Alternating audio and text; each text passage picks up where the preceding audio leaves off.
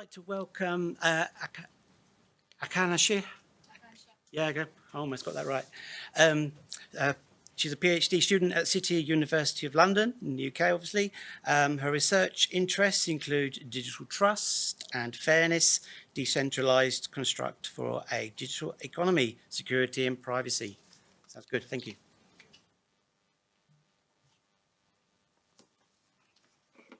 Hello everyone, my name is Akanksha Dixit and I'm a PhD student at City University of London. So great talk since morning and they have formed the right precedents for what I'm about to speak now. So I will be talking about one of my works that I did as a part of my PhD thesis. So I'll start now.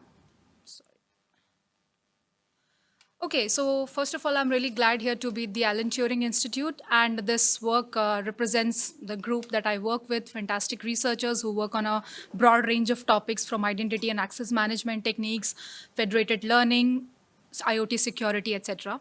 So my talk is on decentralized data marketplaces, but first, maybe we need to understand why do we actually need decentralized marketplaces. So the talks given by Tom, who talks about future digital services for a data economy, and by Mark, who talk about contracts and terms and conditions which are unknown to the users in a digital economy, form the right background for my talk.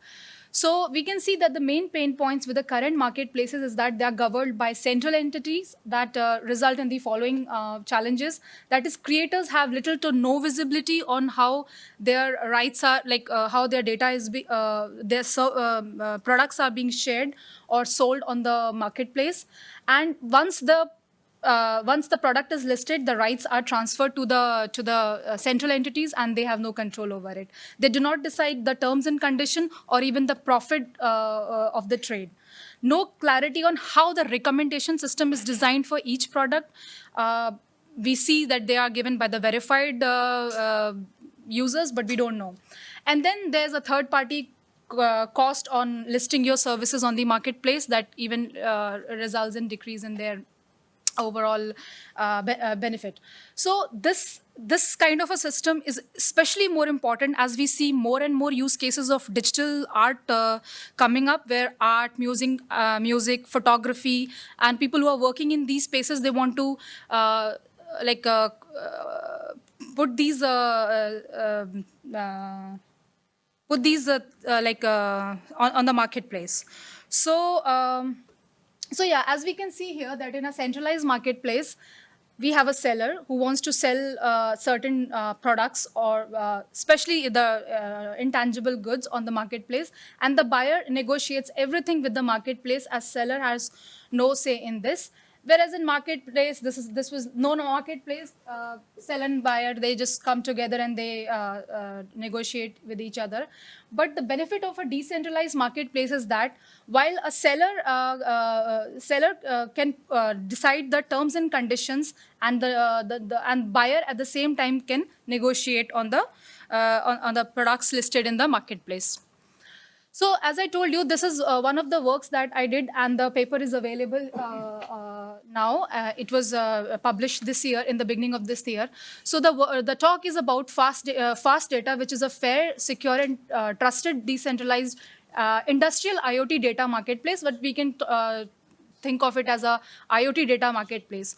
So a study done by a government industry-led survey, it says that with the rapid increase in the industrialization, Industry 4.0 will boost the UK manufacturing by 455 billion pounds and will create a number of jobs, and it will cut down the emissions. So we can see rapid industrialization, use of smart sensors in the industries now.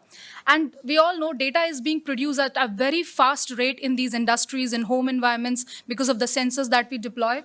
There's almost 2.5 quintillion bytes of data that is created every day. And this data sits in silos in different organizations, in different factories, in home environments. And after a point of time, this data is lost. We do not create the monetary value out of this data. But at the same time, there are certain parties who might want this data in their research, in their studies, and they might be ready to pay for this data. So like data from agriculture, weather patterns, traffic patterns, that is generated. So these data is generated both by public parties and private enterprises who could have installed these sensors on their premises. Now, data marketplaces will allow such organizations to monetize this data and generate revenue from their investments. So, but there are certain privacy and security concerns, unfair payment settlements that I'll talk about now. So I model my problem statement in under these categories. First is fair trade. So what does fair trade mean for a client? So if a client has paid a certain amount, they should receive the corresponding data stream. Seller fairness means if client pays for a data stream or batch, what are these terms? I'll talk about them later. They should be assured of receiving their share of payment from the client. Now, what are the storage operator nodes? I'll talk about them, but you can think of kind of a network of entities that can help you host the data on their platform. And in this, these storage operator nodes should provide you privacy. They should execute a protocol that should not disclose any data which they store. There should be a trusted exchange and mutual agreement between both the parties, which they should come and decide on their own. So this work has been developed as a layered architecture and I exploit a decentralized ledger network here, which was blockchain. So looking from the topmost layer is the data marketplace, which is the customer-facing end of the product, and then we have event processing engine, which does the task of collecting the events and sending it to the security management and network layer, which does the security task, which I'll talk about, and then the blockchain technology, it works on something called smart contracts, which are automated code blocks that run by themselves when certain conditions are met. And then we had the decentralized computation server that was the heart of the service. So on the side, the function of each layer is listed. So we can see that the network layer will help in delivery and publishing of the data. So okay, let me go ahead and kind of explain this architecture. So what you saw earlier was the layered architecture, and this is the functional or modular architecture.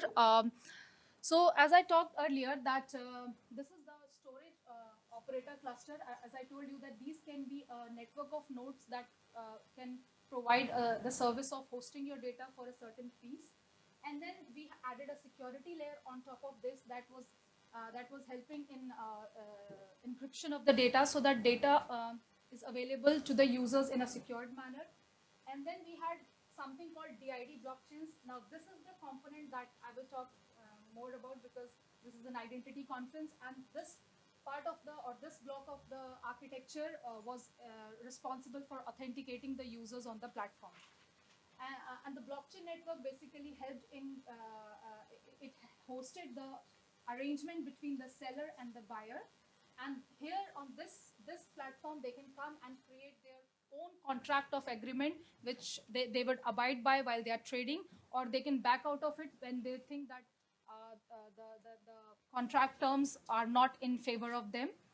And then, yeah, the digital marketplace, DApp stands for decentralized application. So there's a lot of work going on internet community now, from moving Web 2.0 to Web 3.0, where the application will move away from client-server model to a peer-to-peer based model. So this is based on that. So what we did basically, we had on a blockchain platform that we deployed. It was Hyperledger Fabric. We developed our system on Hyperledger Fabric, and then we deployed 2 smart contracts on that.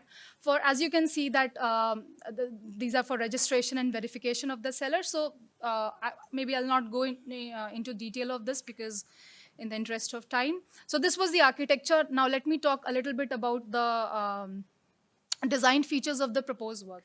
So as I said, one thing we have to understand is that unlike other systems where the data can be mostly sold in bulk, when we talk about data, especially IoT data, it is being continuously generated. So you can either sell your data in batches, or the sellers or the buyers can subscribe them as real-time data streams.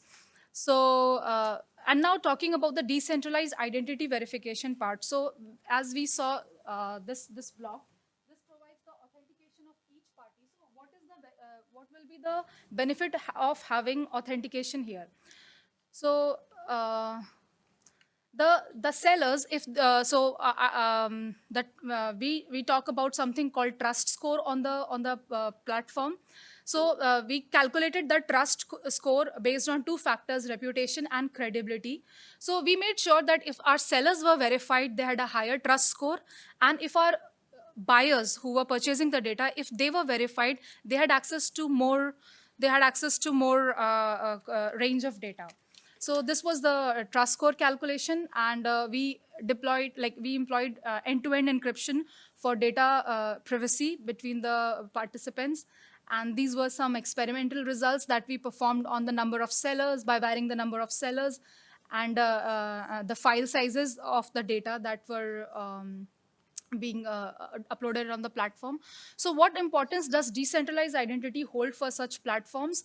So we know that trust on such infused platforms will not be inherent, and we have to develop it over time based on the based on the history of each client. So it will help in accountability, traceability, enabling user authentication and authorization. It will help to protect contracts against tampering, non-repudiation, building reputation over time, and better negotiation capabilities. So just to conclude my work, I would like to say that there are certain future directions that can be taken, which is data marking and deduplication of data on a decentralized data marketplace, and to have stronger game theory-based approaches to stop data theft. Cross-chain transaction in terms of identity verification, payment settlement, and autonomous settlement in case of a dispute, to build real-world data oracles to feed information into a DLT or blockchain platform. More such novel cases are bound to come up in future, which will be supported by NFT or other digital assets such as CBDCs, cryptocurrency, and stablecoins. Therefore, a digital asset transfer exchange, it needs to be standardized. So this was a snapshot of the work that I did, and thank you for your time, and I'm happy to take any questions now.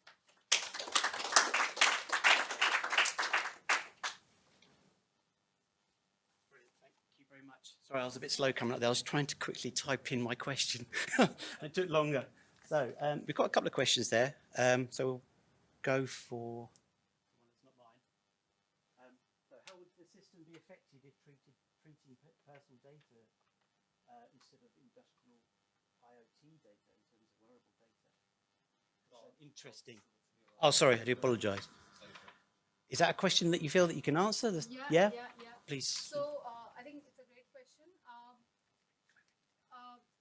Okay. So first of all, we do take care of encryption in this model, which guarantees the security. But privacy is one aspect that we'll need to take care when personal data comes into play. So maybe some privacy-enhancing technologies can be used to cater for personal data on such platform. Thanks very much once again. Thank you. Thank you.